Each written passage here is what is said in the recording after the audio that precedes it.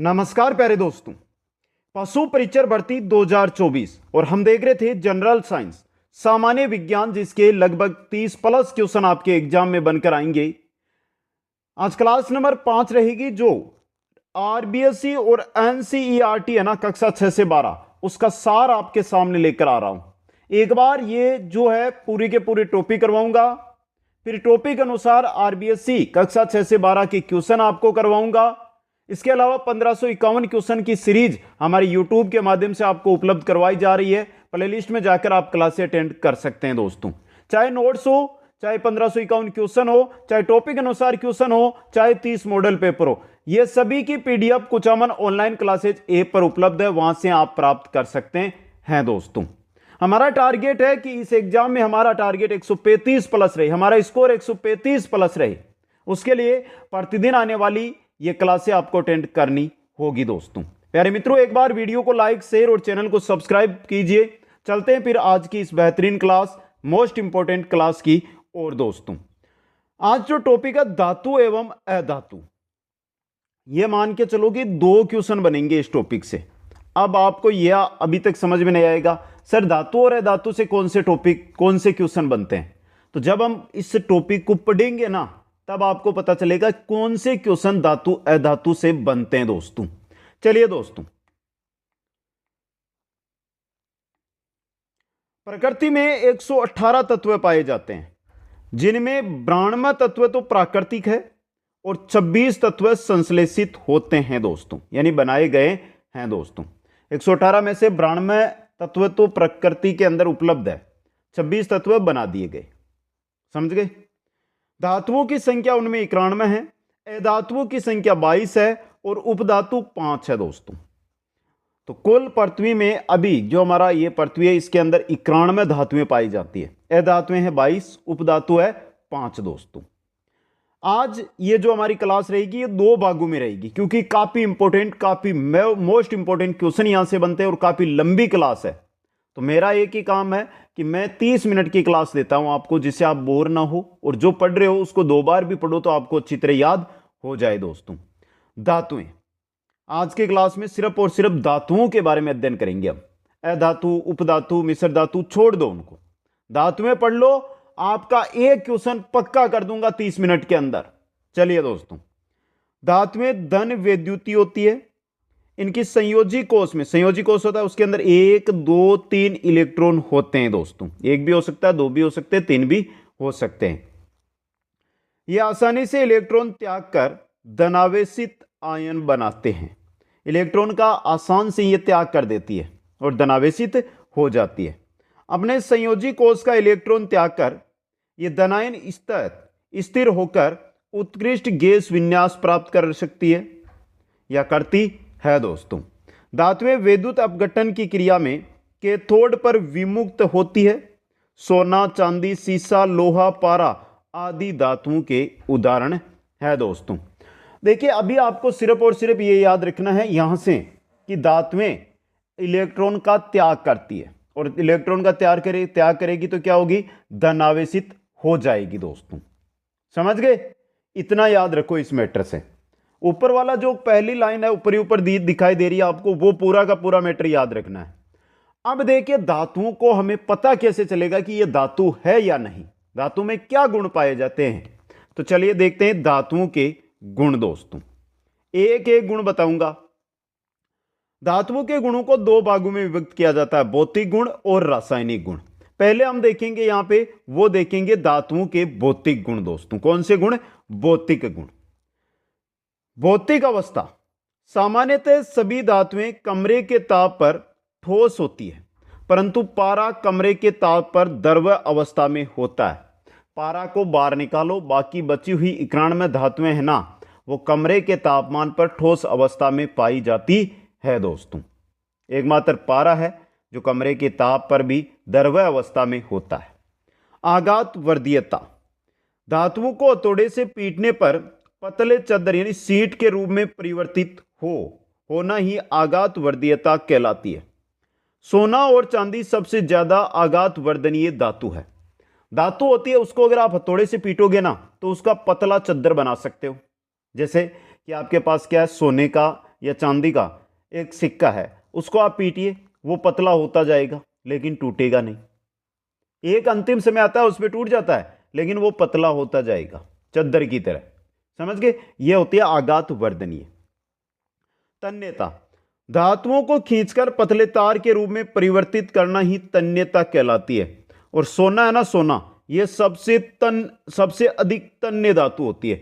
एक फैक्ट बताता हूं, आपके पास अगर 1 ग्राम सोना है ना, 1 ग्राम सोना, तो उससे आप 2 किलोमीटर लंबा क्या कर सकते हैं, तार खींच सकते हैं 1 ग्राम सोने से।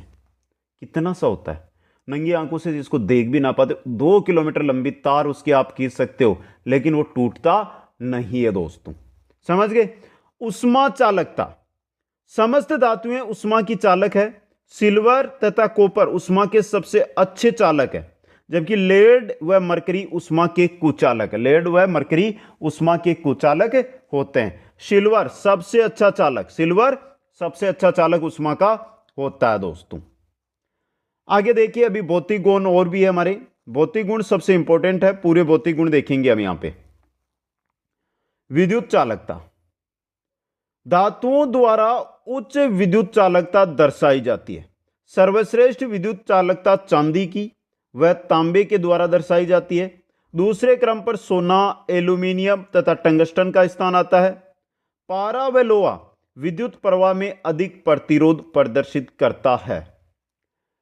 अगर आपके जो ये सिल्वर के तार खींचे गए ना, ये किसके खींच दी तार होते हैं जिनसे आपके घर में विद्युत आती है।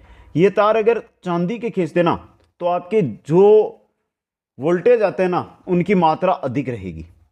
जबकि यही अगर लोहे के खींच दें, लोहे के तार खींच दिए जाते हैं, तो ये मान के चलो कि प्रतिरोध के कारण 240 वोल्ट अगर वहां से आपको दिए जाएंगे तो आपके पास 120 ही पहुंचेंगे, क्योंकि पारा और लोहा ऐसे हैं जो प्रतिरोध उत्पन्न करते हैं दोस्तों। गलनांक, क्वथनांक, धातुओं के गलनांक क्वथनांक क्या होते हैं, उच्च होते हैं। सोडियम व पोटेशियम निम्न ताप पर उबलने लगते हैं। सोडियम और पोटेशियम दो ऐसी धातुएं हैं जो निम्न ताप पर भी उबलने लगती है दोस्तों। घनत्व, सभी धातुओं का घनत्व उच्च होता है, परंतु पोटेशियम, सोडियम, मैग्नीशियम व एल्यूमिनियम के घनत्व निम्न होते हैं। ओस्मियम सबसे भारी धातु है। ओस्मियम है ना, सीधा क्वेश्चन छप गया, निम्न में से सबसे भारी धातु कौन सी होती है? लोहा, एल्यूमिनियम, सोडियम, ओस्मियम, तो ओस्मियम होगी दोस्तों। कठोरता, साधारणतया धातुएं कठोर होती है, किंतु सोडियम, पोटेशियम और लिथियम जैसी सार्वीय धातुएं क्या होती है, मुलायम होती है। इन्हें आप चाकू से भी काट सकते हैं। सोडियम का तो एक फैक्ट याद रखना है, बहुत बार एग्जामों में आया है, सोडियम को आप चाकू से काट सकते हैं। होता धातु है लेकिन चाकू से इसको काट सकते हैं दोस्तों। धात्विक चमक, साधारणतया सभी धातुएं चमकदार होती है, उनके इस गुण को धात्विक चमक कहा जाता है। ग्रेफाइट व आयोडीन अधातु होते हुए भी धात्विक चमक होते हैं। ग्रेफाइट और आयोडीन दोनों अधातु है लेकिन इनमें चमक पाई जाती है दोस्तों। ध्वनिक, सामान्यतः धातु को पीटने पर ध्वनि उत्पन्न होती है। आपके पास, चलो सीधा सा मैं आपको बता देता हूं, जैसे कि स्कूल में घंटी होती है, धातु होती है, धातु को पीटा जाता है, पीटने पर उसे आवाज होती है, ध्वनि उत्पन्न होती है ना, यह है ध्वनिक। तो यह सामान्य गुण है धातुओं के। भौतिक गुणों के अंदर ये तो भौतिक गुण हो गए। अब देखिए आगे आते हैं हमारे रासायनिक गुण, धातुओं के रासायनिक गुण दोस्तों। देखिए, धातुओं की ऑक्सीजन से अभिक्रिया, एक एक चीज समझना। साधारणतया सभी धातुएं ऑक्सीजन के साथ मिलकर क्रिया करके धात्विक ऑक्साइड बनाते हैं। तो कहने का मतलब सभी धातुएं ऑक्सीजन के साथ क्रिया करती है। पोटेशियम और सोडियम वायु के साथ तीव्र अभिक्रिया कर आग पकड़ लेती है, इसलिए इन्हें केरोसिन तेल में डुबोकर रखा जाता है। तो कभी भी पोटेशियम और सोडियम आपको खुला नहीं मिलेगा, केरोसिन तेल के अंदर इनको रखा जाता है दोस्तों। सिल्वर व गोल्ड अत्यधिक ताप पर भी ऑक्सीजन से क्रिया नहीं करते हैं। एक तो सिल्वर, दूसरा सोना। सिल्वर और सोना कितना भी ताप हो ऑक्सीजन के साथ क्रिया नहीं करेंगे। धातुओं के ऑक्साइड प्राय सारकीय होते हैं, ये पानी के साथ क्रिया करके क्या करते हैं, क्षार देते हैं। Aluminium Al2O3, zinc ZnO, tin SnO व फेरिक Fe2O3, ये ferric oxide, tin oxide, zinc oxide, aluminium oxide, ये देखिए ये सभी ऑक्साइड अम्लों व क्षारकों दोनों से अभिक्रिया करते हैं। अतः ये इनकी प्रकृति है वो कैसी है, उभयधर्मी है, उभयधर्मी प्रकृति के होते हैं। धातु की जल से अभिक्रिया, धातुओं की जल से अभिक्रिया, सोडियम, पोटेशियम, कैल्शियम, मैग्नीशियम जैसी धातुएं जल से अभिक्रिया कर धातु के हाइड्रोक्साइड बनाती है और हाइड्रोजन उत्पन्न करती है, यानी हाइड्रोजन बाहर निकालते हैं। हाइड्रोक्साइड तो बनाएंगे धातुएं, सोडियम हो जैसे कि पोटेशियम है, वो जल से क्रिया करेगी, हाइड्रोक्साइड बनाएगी और हाइड्रोजन बाहर निकालेगी। ये रासायनिक गुण है इनके। आगे चलिए दोस्तों, आगे हैं अधिकांश धातुएं पानी के साथ क्रिया करके हाइड्रोक्साइड बनाती है। हाइड्रोक्साइड की प्रकृति क्षारीय है। सोडियम और पोटेशियम ठंडे पानी से क्रिया करते हैं, जबकि मैग्नीशियम गर्म पानी से क्रिया करता है दोस्तों। धातु एल्यूमिनियम, फेरस, जिंक गर्म पानी अथवा भाप के साथ क्रिया करके धातु ऑक्साइड बनाते हैं। लेड, कॉपर, सिल्वर, गोल्ड जल के साथ कोई क्रिया नहीं करते। सीधा क्वेश्चन आ गया, निम्न में से कौन सा धातु है जो जल के साथ क्रिया नहीं करता है? ऑप्शन होंगे आपके लेड, सिल्वर, गोल्ड और जिंक। तो जिंक हो गया। धातु तनो अम्ल से अभिक्रिया करके संगत लवण व हाइड्रोजन गैस उत्पन्न करती है। मैग्नीशियम तथा मैग्नीज तनु नाइट्रिक अम्ल के साथ क्रिया करके हाइड्रोजन गैस उत्सर्जित करता है। तनु नाइट्रिक अम्ल के साथ मैग्नीशियम व मैग्नीज क्रिया करते हैं दोस्तों। अगला इंपॉर्टेंट नाम आ रहा है जिसको थोड़ा सा ध्यान से देखना आपको, एक्वारेजिया। एक्वारेजिया क्या होता है? तो सबसे पहले इसे रॉयल वाटर भी कहते हैं एक्वारेजिया को। इसमें 3:1 के अनुपात में सांद्र हाइड्रोक्लोरिक अम्ल एवं सांद्र नाइट्रिक अम्ल होता है। 3 अनुपात में तो क्या होता है? सांद्र हाइड्रोक्लोरिक अम्ल होता है। 1 अनुपात के अंदर क्या होता है? 1 अनुपात के अंदर होता है नाइट्रिक अम्ल। ये गोल्ड व प्लेटिनम को गलाने के में समर्थ होता है। रॉयल वाटर गोल्ड हो चाहे प्लेटिनम हो, उनको गला देता है दोस्तों। अब देखिए धातुओं में अलग अलग प्रकार की ज्वाला पाई जाती है जब उनको जलाया जाता है। पोटेशियम बैंगनी रंग की ज्वाला के साथ जलता है। सोडियम सुनहरी पीली रंग की ज्वाला के साथ जलता है। कैल्शियम ईंट जैसा लाल रंग प्रदर्शित करता है जलते हुए। बेरियम सेब जैसा हरा रंग प्रदर्शित करता है जलते हुए। स्ट्रासियम किरमिजी लाल, स्ट्रासियम और जो लिथियम है ये दोनों है ना, किरमिजी लाल रंग की ज्वाला के साथ जलते हैं। और रुबिडियम लाल बैंगनी रंग की ज्वाला के साथ जलते हैं। यहां से सीधा क्वेश्चन आ गया। देखिए क्वेश्चन बना, ऑप्शन आपके ऑप्शन ए में है आपका सुनहरा पीला, ऑप्शन बी है ईंट जैसा लाल, ऑप्शन सी है सेव जैसा हरा और ऑप्शन डी है किरमिजी लाल। ये 4 ऑप्शन है आपके। क्वेश्चन क्या है? निम्न में से किस रंग की ज्वाला के साथ लिथियम जलता है? निम्न में से किस रंग की ज्वाला के साथ लिथियम जलता है? बन गए ना 4 ऑप्शन हो। तो ये क्वेश्चन बन सकता है एग्जाम के अंदर, सीधा एग्जाम के अंदर छप सकता है दोस्तों। समझ गए? अब चलिए आगे दोस्तों, कुछ महत्वपूर्ण धातुएं, फिर एक एक धातु जो आपके इंपॉर्टेंट है उनका क्या उपयोग है उनकी ओर बढ़ेंगे। महत्वपूर्ण धातुएं, सोना, सोने के अयस्क सिल्वेनाइट व केसावेराइट है। इस धातु का रंग पीला, गुण में आघातवर्धी व चमकदार होता है। शुद्ध सोने की शुद्धता 24 कैरेट होती है। 22 कैरेट से अभिप्राय 22 भाग सोना व 2 भाग तांबा होता है दोस्तों। चांदी, चांदी के अयस्क silver glass, ruby silver, horn silver, stephanite ये क्या है? चांदी के अयस्क है। Silver glass, ruby silver, horn silver, stephanite. ये उष्मा व विद्युत की सर्वश्रेष्ठ चालक है चांदी। सिल्वर ब्रोमाइड का प्रयोग फोटोग्राफी में तथा चांदी का अमलगम दर्पण निर्माण में काम में लिया जाता है दोस्तों। एल्यूमिनियम, इस धातु का अयस्क बॉक्साइट कहलाता है। एल्यूमिनियम का अयस्क बॉक्साइट कहलाता है। एल्यूमिनियम के चूर्ण का उपयोग फेल्सलाइट फोटोग्राफी में किया जाता है। एल्यूमिनियम नाइट्रेट का प्रयोग बम निर्माण में भी किया जाता है। बम निर्माण में एल्यूमिनियम नाइट्रेट का प्रयोग किया जाता है दोस्तों। आगे चलिए, नेक्स्ट आपकी लोहा।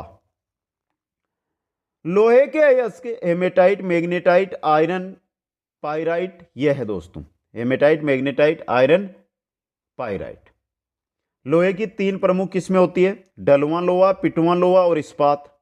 कार्बन की मात्रा के आधार पर इस्पात की 3 किस्में हैं, मृदु इस्पात, मध्यम इस्पात और अधिक कार्बन युक्त इस्पात।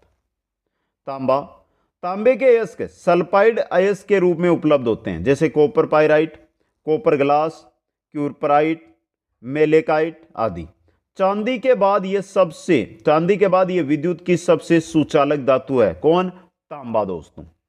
नोट, आयनिक यौगिक किन्हें कहते हैं? धातु से अधातु में इलेक्ट्रॉनों के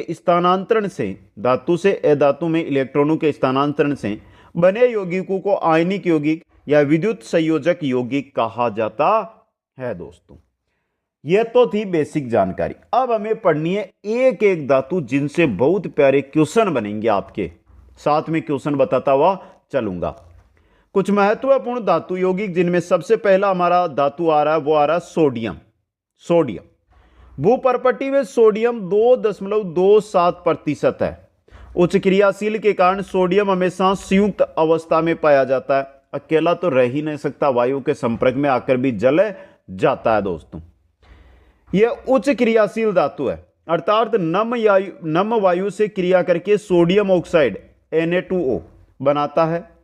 यह जल से क्रिया करके सोडियम हाइड्रोक्साइड NaOH और हाइड्रोजन गैस बनाता है दोस्तों। सोडियम यह बेंजीन में विलय, किसमें है? बेंजीन में विलय है दोस्तों। यह हल्की मुलायम चांदी की तरह सफेद धातु है, जिसे चाकू से भी काटा जा सकता है दोस्तों। यह तो हो गई सोडियम की सामान्य जानकारी। अब देखिए, सोडियम क्रिया करेगा तो अनेक यौगिक बनाएगा। उन यौगिकों का हमारे दैनिक जीवन में क्या उपयोग है, जहां से क्वेश्चन आपके बनेगा। तो चलिए, सोडियम के यौगिक, और सोडियम के यौगिक में पहला है NaCl, सोडियम क्लोराइड, जिसको हम साधारण नमक के नाम से जानते हैं। इसे खाद्य सामग्री जैसे मांस, मछली, मक्खन आदि के संरक्षण में काम में लेते हैं। साबुन के विलयन में साबुन का अवक्षेपण करने में काम में लेते हैं। किसे? सोडियम क्लोराइड, साधारण नमक को। सोडियम कार्बोनेट Na2CO3, कपड़े धोने का सोडा, जिसका सूत्र Na2CO3 10H2O है। Na2CO3 सोडियम कार्बोनेट बोलते हैं इसे। इसी के साथ अगर 10H2O लग जाए ना, इसके साथ क्या लग जाए? 10H2O, तो ये क्या बन जाएगा आपका? कपड़े धोने का सोडा बन जाएगा। कांच, सोडियम सिलिकेट, कागज, बोरेक्स, हाइपो, बेकिंग पाउडर के औद्योगिक उत्पादन में सोडियम कार्बोनेट काम में लिया जाता है। कपड़े धोने में व पानी के मृदुकरण में भी सोडियम कार्बोनेट का उपयोग किया जाता है दोस्तों। तो सोडियम के 2 यौगिक हो गए, सोडियम क्लोराइड। पहली बात सूत्र याद रख लेना प्यारे मित्रों। और सोडियम क्लोराइड को किस नाम से जानते हैं? साधारण नमक। सोडियम कार्बोनेट को कपड़े धोने का सूत्र जो है वो याद रखना है। 3 नंबर पे जो यौगिक आ रहा है हमारे, वो आ रहा है सोडियम बाइकार्बोनेट, जिसे हम खाने का सोडा बोलते हैं, sodium bicarbonate NaCO3। Baking powder व औषधि निर्माण में प्रयोग, प्रयोगशाला अभिकर्मक व अग्निशमन यंत्रों में प्रयोग। इनो जो हम पीते हैं ना, जैसे फल लवण, फ्रूट साल्ट बनाने में सोडियम बाइकार्बोनेट का उपयोग किया जाता है।